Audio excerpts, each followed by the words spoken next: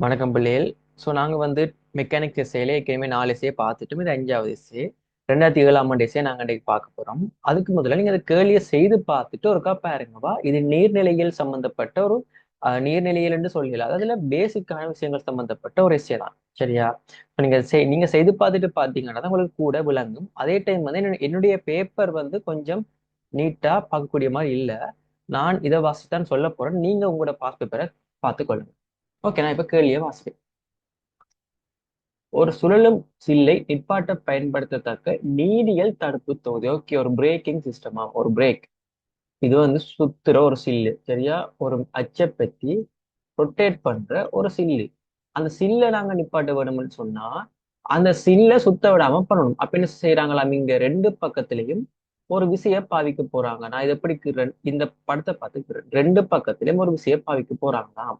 அந்த விசை எப்படி பாவிக்கப்பட போகுதுன்னு சொன்னா ஏதோ ஒரு நீரியல் தொகுதியை பயன்படுத்தி. அப்ப அந்த நீரியல் தொகுதி வந்து அமுக்கத்தை கொடுக்க, அந்த அமுக்கம் வந்து என்ன செய்யும்னு சொன்னா விசையா ஒர்க் பண்ண போதீங்க. ஸோ அப்படி ஒரு நிலைமையில இந்த சில்லு வந்து நிக்க போகுது. அதை வச்சுதான் இந்த கேள்வி போக போகுது போல கிடையாது. உருவில் காணப்படுகின்றவாறு தடுப்பு விதிக்கு செங்குத்தா ஒரு விசை எஃப் பிரயோகிக்கப்படுகிறது. எங்கா பிரேக்ல ஒரு விசை எஃப் பாவிக்கிறாங்களாம். உருவில் காணப்படுகின்றவாறு மிதியானது ஏயினூடாக தாழக்கு செங்குத்தாக உள்ள ஒரு அச்சு பெட்டி சுயாதீனமாக சுழன்று தலைமை பம்பி எம்மின் முசலம் P1 அதுல ஒரு விசைய பிரயோகிக்கப்படுது. ஓகேயா? சோ நான் அதை உங்களுக்கு விளங்குற மாதிரி திருப்பக்குகிறேன். ஓகேயா? பிரேக்கிங் சிஸ்டமா, இது ஏ என்ற புள்ளி. இது வந்து அந்த பிரேக். இங்க அவன் எஃப் என்ற விசையை பாவிக்க போறான். இந்த புள்ளி வந்து என்ன புள்ளியாக அமைய போகுது என்று சொன்னா இந்த புள்ளி தான் வந்து இந்த முசலத்தோட இணைக்கப்பட்ட புள்ளி. அப்ப இங்க ஒரு ஃபோர்ஸ் தாக்க போகுது. இங்க நான் எஃப் என்ற விசையை பாவிக்கிறதால இங்க ஒரு ஃபோர்ஸ் தாக்க போகுது. ஓகேவா? அந்த முசலம் P1ல இங்க ஒரு ஃபோர்ஸ் தாக்க போகுது. அதே டைம் இந்த புள்ளி ஏய பெட்டியும் என்ன செய்ய போகுதுன்னு சொன்னா அசைய போகுது. ஏயிலையும் ஏதோ ஒரு ஃபோர்ஸ் தாக்கும். ஆனா அந்த ஃபோர்ஸ் இப்ப தேவையில்லை. ஏயில தாக்குற ஃபோர்ஸ் இப்ப தேவையில்லை. இது 5 சென்டிமீட்டர்னு சொல்றான். டோட்டலா 20 சென்டிமீட்டர். அப்ப இது 15 சென்டிமீட்டர். ஓகே, இவ்வளவு பந்திக்கும் சொல்லப்பட்ட விஷயம். சரி, இதன் விளைவாக உண்டாகும் அமுக்கம் இங்க மிதிக்கிறதன் விளைவாக. அப்ப இது வந்து என்ன செய்யும், மற்ற பக்கத்தில் இருக்கிற இந்த முசலத்துல போய் மிதிக்க போகுது. இப்படி மிதிக்கிறதன் விளைவாக உண்டாகும் அமுக்கம். ஓகே, ஒரு விசைய நாங்க ஒரு பாயில பாவிச்சோம்னு சொன்னா, ஓகே, ஒரு பாயில நாங்க மேலே இருந்து நீர் நிக்கணும் நீர் நிக்கணும் மேலே இருந்து நாங்க ஒரு விசைய பாவிச்சோம்னு சொன்னா அந்த பரப்பளவை பொறுத்து அந்த பாயில ஒரு அமுக்கம் ஒன்று உருவாகும். அவ்வளவுதான். ஒரு அமுக்கம் ஒன்று உருவாக போகுது. அவ்வளவுதான். ஓகேவா?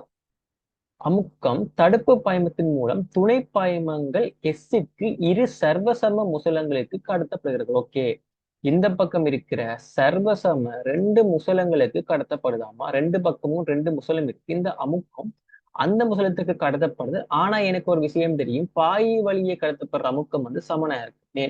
ஒரே கிடைமட்டத்துல இருக்குது. சோ பாய் வழியே கடத்தப்படுற அமுக்கம் வந்து எனக்கு சமனா அமைய போகுது.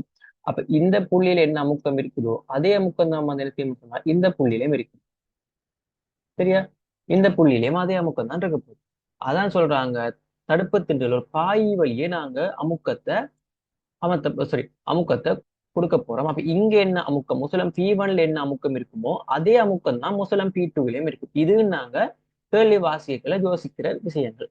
அப்போது முசலங்களுடன் இணைக்கப்பட்டுள்ள தடுப்பு திண்டுகள் எல் தூரத்துக்கு சென்று சுழலும் அச்சின் இரு பக்கங்களிலும் அமர்த்துது. ஓகே, என்ன சொல்றாங்க, சுழலும் அச்சில இருந்து கொஞ்ச தூரத்துல தானா அந்த அமர்த்துறது இருக்கு. சரியா? அமர்த்துற முசலம் இருக்கு. நாங்க இங்க இருந்து இங்க இருந்து ஒரு அமுக்கத்தை பாவிச்சோம்னு சொன்னா இந்த அமுக்கமும் சமனா இருக்கு. அப்ப இந்த அமுக்கம் என்ன செய்ய போகுது, அமுக்கத்தை நாங்க பாவிச்சோம்னு சொன்னா அந்த அமுக்கத்தால் உருவாக விசை காரணமா முசலம் வந்து சில்ல போய் அமர்த்த போகுது. எவ்வளவு, 0.6 சென்டிமீட்டர் அசைஞ்சு அமர்த்த போதாம். அவ்வளவுதான், 0.6 சென்டிமீட்டர் அசைஞ்சு அமர்த்த போகுதாம் என்று சொல்றாங்க. 0.6 சொல்லியிருக்காங்க. வாசிக்கிறானே இப்ப. ஓகே, சாரி, சிறிது தூரத்துக்கு அசைஞ்சு நான் ஏதோ ஓகே. சிறிது தூரம் எவ்வளவுன்னு சொல்லல, சிறிது தூரத்துக்கு அசைஞ்சு அமர்த்துது, அவ்வளவுதான் கேள்வி. சிறிது தூரத்துக்கு அசைஞ்சு அமர்த்துது. தடுப்பு பாய்மம் நெருக்கப்பட முடியாதென கொள்க. தலைமை முசலம் P1 குறுக்குவெட்டு பரப்பளவு உண்டு.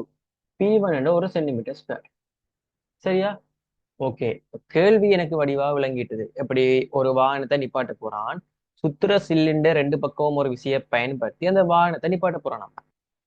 அப்ப அதுக்கு நான் பிரேக்கை பிடிச்சு அமர்த்திக்குள்ள அது பிரேக்ல பாவிக்கிற விசை காரணமா ஏய பற்றி சுத்துறதால அது முசலம் P1ல ஒரு விசையை உருவாக்குது.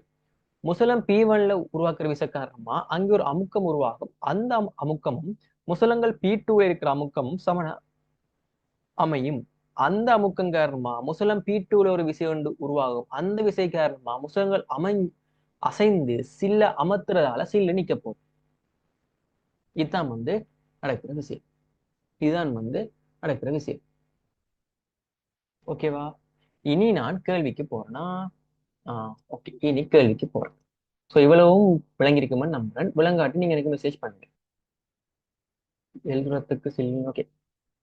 P1 குறுக்குவெட்டு பரப்பளவு 1 சென்டிமீட்டர் ஸ்கொயர்டும் துணை முசலம் P2 குறுக்குவெட்டு பரப்பளவு 3 சென்டிமீட்டர் ஸ்கொயர்டும் ஆகும். ஓகே. முதலாவது கேள்வி. இச்செயன்முறையில் ஒரு குறித்த விசையை தலைமை முசலத்துக்கு பிரயோகிக்கும் போது அது வலப்பக்கமாக இந்த சைவரசமாக தான் எனக்கு மயில வந்தது. சரியா? இச்செயன்முறையில் ஒரு குறித்த விசையை தலைமை முசலத்துக்கு பிரயோகிக்கும் போது அது வலப்பக்கமாக சைவரசம் 6 சென்டிமீட்டர் தூரத்துக்கு இயங்குமே ஒரு தனி தடுப்பு திண்டு எவ்வளவு தூரத்துக்கு அசையும். ஓகே. தனி தடுப்புன்றதான் எங்களுக்கு சொன்னது. அதுதான் சில்ல அமர்த்தி அந்த சில்ல நிப்பாட்டு போகுது. ஓகேவா? நாங்க தொடர்ச்சியல் சமன்பாடுன்னு சொல்லி ஒன்று படிச்சிருப்போம். அதுல நாங்க என்ன படிச்சோம் அப்படின்னு சொன்னா, அங்கட பரப்பு மாற மாற வேகம் மாறும்ன்ற மாதிரி படிச்சுனாங்க. ஏன் அதே அளவு பாய் தான் வெளியில போகுதுன்னு சொன்னா, ஆரம்பத்துல உள்ளுக்குள்ள 1.5 மீட்டர் கியூப் பட்ட பாய் வருது, வெளியவும் 1.5 மீட்டர் கியூப் பட்ட பாய் போகுதுன்னு சொன்னா, பரப்பை மாத்த மாத்த வேகம் மாறும். அதேதானே இங்கேயும் எவ்வளவு இங்கால அசைதோ, எவ்வளவு பாய் இங்கால அசைதோ அதே அளவு பாய் அங்காலையும் அசைவும். அப்ப நாங்க என்ன செய்யலாம்? A1 V1 சமன் A2 V2 போலாம். அப்ப இங்க பரப்பளவு 1 சென்டிமீட்டர் ஸ்கொயர். வேகம் எனக்கு தெரியும். ஆனா வேகம் தூரத்துங்கள் நேரம் ரெண்டுமே ஒரே நேரத்துல அசையும். அப்ப நேரமும் சமன். அப்ப நான் என்ன போடலாம்? தூரம் போடலாம். வருஷம் 6 சமன். அந்த பக்கம் எனக்கு பரப்பு தெரியும் எவ்வளவுன்னு சொன்னா 3 சென்டிமீட்டர் ஸ்கொயர்.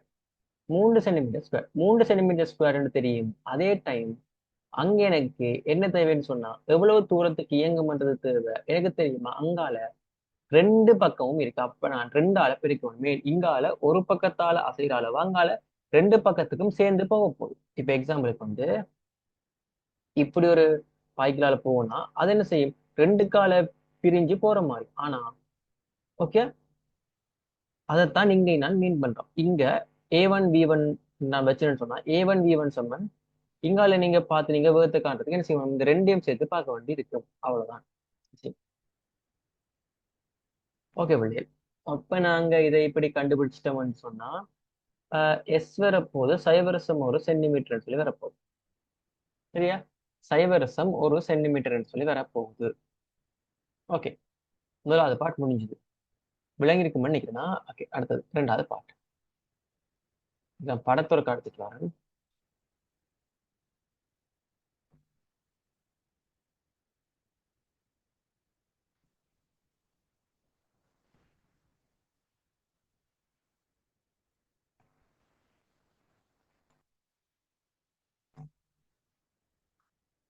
எஃப் 10 நியூட்டனாம். இதுல பாவிக்கப்பட போற விசை 10 நியூட்டன் எனின் ஏற்பாடு கேட்கிறாங்க. தலைமை பம்பியின் P1 மீது பிரயோகிக்கப்படும் விசை. அது ஏற்கனவே சொல்லிட்டான். ஏ என்ற புள்ளியை பற்றி சுத்துது. அப்ப நான் என்ன செய்யறேன்? ஏ என்ற புள்ளியை பற்றி இடஞ்சொலி பக்கமா திரும்ப முடியும். இடஞ்சொலி பக்கமா எடுத்தேன்னு சொன்னா ஏ என்ற புள்ளி பற்றி எஃப் இடஞ்சொலி பக்கமா இருக்க போதா விசாக எஃப் இன்டு தூரம் 20 சென்டிமீட்டர் தர 10/2 மீட்டர். அதை விட இதுல தாக்குற விசை எனக்கு தெரியும். என்ன இருக்க போகுது? வலஞ்சொலி பக்கமா இருக்க போகுது. ஆகவே மைனஸ் அதை நான் ஒரு டி என்று வைக்கிறேன். டி இன்டு 5 தர 10/2 இவ்வளவு விசையும் தான் அந்த கோல்ல தாக்குது. அதை நான் என்ன செய்யறேன்? ஒரு புள்ளி பெண்ண திருப்பமா பார்க்கலாம். இதுல ஒரு எஃப் தாக்குது, இதுல ஒரு விசை தாக்குது இங்கால.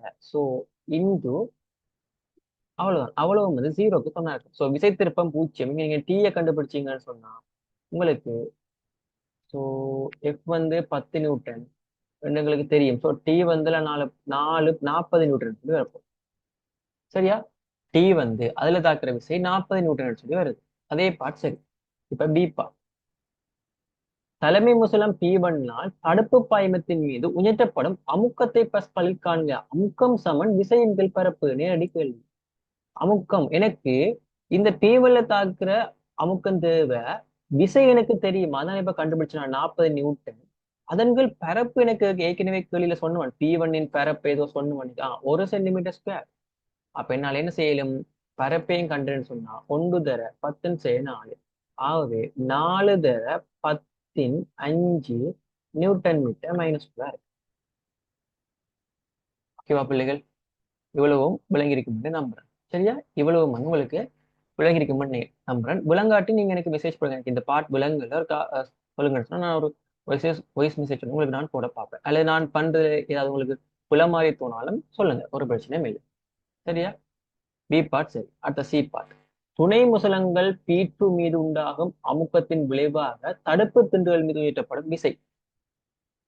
நான் ஏற்கனவே சொல்லிட்டேன், இங்க உண்டாகிற அமுக்கமும் இங்க தடுப்பு திண்டல் உண்டாகிற அமுக்கமும் சமனா இருக்கும். மீன் ஒரே பாய் தானே, ஒரே பாய். அப்ப இங்க அமுக்கம் சமன். அப்ப இந்த அமுக்கம் காரணமாக இந்த பரப்பளவுல எவ்வளவு விசை தாக்குமோ அந்த விசைதான் வந்து தடுப்பு திண்டுகளை தாக்குற விசை. எனக்கு அமுக்கம் ஏற்கனவே தெரியும். அதே ஈக்குவேஷன் தான் அமுக்கம் சமன் விசையின்கள் பரப்பு. சோ விசையை கண்டறின்னு சொன்னா அமுக்கம் தர பரப்பு ஒன்று வரப்போகுது. அமுக்கம் எவ்வளவுன்னு சொல்லி வரப்போகுது 4 தர 10 ஏ குறுக்குவட்டு பரப்பளவு எவ்வளவு? உங்களை தடுப்பு திண்டுன்ற குறுக்குவட்டு பரப்பளவு 3 சென்டிமீட்டர் ஸ்கொயர். 3 தர 10 4 மீட்டர் ஸ்கொயர். ஸோ கண்டுபிடிச்சேன்னு சொன்னா 12.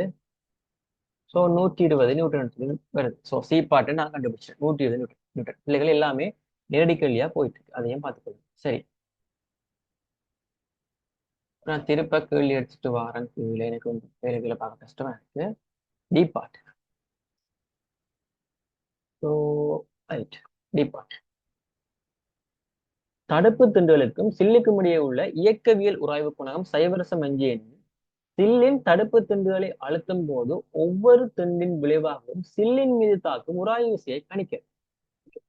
இப்ப கேள்வி என்ன கேட்கிறான்னு சொன்னா சில் இருக்கு. ஓகே, சில் இருக்குது. தடுப்பு திண்டு என்ன செய்யுது? 2 பக்கத்தாலையும் பிடிச்சு அமர்த்துது. எனக்கு கேள்வியை நீங்க விளங்கினாதான் கேள்விக்கு ஆன்சர் எழுதலாமா? முதல்ல கேள்வியை விளங்குறது. இந்த கேள்வி செய்யறது நோக்கம் இல்லையா? நிறைய தரம் சொல்றேன், இந்த கேள்வி செய்யறது நோக்கம் இல்லை. இதை வச்சு கொண்டு இப்படி யோசிக்கிறோம். ஓகே, தடுப்பு திண்டுகள் வந்து என்ன செய்யுது? எனக்கு தெரியும் 2 பக்கத்தாலையுமே 120 நியூட்டன் என்ற விசையை குறித்து அமர்த்துது. எனக்கு இப்ப கேட்டது உராய்வு விசை என்னது? உராய்வு விசை எப்சமன் மியூஆர். ஓகே, ஒவ்வொரு திண்டின் விளைவாகவும் சிலின் மீதாகும் உராய்வு விசை F is equal to mu R. Mu எனக்கு தெரியும். உராய்வு விசை எனக்கு இங்க எங்க தாக்க போகுது? எந்த பக்கம் சில்லு சுத்துதோ அதை எதிர்க்கிற மாதிரி உராய்வு விசை தாக்கும். அந்த உராய்வு விசை மறுதாக்கம் தர உராய்வு குணகத்தால தரப்படும். அப்ப எனக்கு மறுதாக்கம் தெரியும் 120 நியூட்டன். மியூ தெரியும் எனக்கு எவ்வளவு? 0.5. மறுதாக்கம் 120. ஸோ நீங்க கண்டீங்கன்னு சொன்னா தாக்குற உராய்வு விசை 60 நியூட்டன் என்று வருது. ஸோ ஒவ்வொரு பக்கத்திலையும் வந்து எனக்கு 60 நியூட்டன் என்ற உராய்வு விசை தாக்க போகுது. ஓகேவா? நீங்க இந்த படத்தை யோசிச்சு பார்க்காம யோசிச்சீங்கன்னு சொன்னா சம்டைம்ஸ் உங்களுக்கு யோசிக்க கஷ்டமா இருக்கு. நீங்க நிறைய கேள்விகள் செய்த ஒரு அனுபவம் எடுத்துட்டீங்கன்னு சொன்னா யோசிக்க ஈஸியா வரும். நீங்க அப்படியெல்லாம் செய்யாம நேரையே நீங்க இதைத்தான் கேட்கறீங்கன்னு சொன்னா சம்டைம்ஸ் உங்களுக்கு கொஞ்சம் வந்து கேள்வி யோசிக்க கஷ்டமா இருக்கு. ஸோ நீங்க படத்தை திருப்பி பாருங்க. நாங்க இவ்வளவும் வந்து முடிச்சிட்டோம்.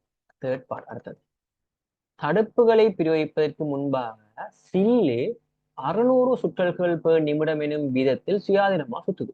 அப்ப ஆரம்ப கோண வேகம் சொல்றாங்க 600 சுற்றல்கள் பெர் நிமிடம். நான் இதை என்ன செய்யறேன்? 2πf போட்டு ரேடியன் பெர் செகண்ட்ல மாத்துறேன். எனக்கு தேவைப்படும் கட்டாயம் 2π எஃப்க்கு பதிலா 600 கீழ் நிமிடத்தை செகண்டா மாத்த 60ஆல பிரிப்பேன். ஸோ பைய 3 எடுக்கட்டாம். எடுத்தேன்னு சொன்னா 10. ஸோ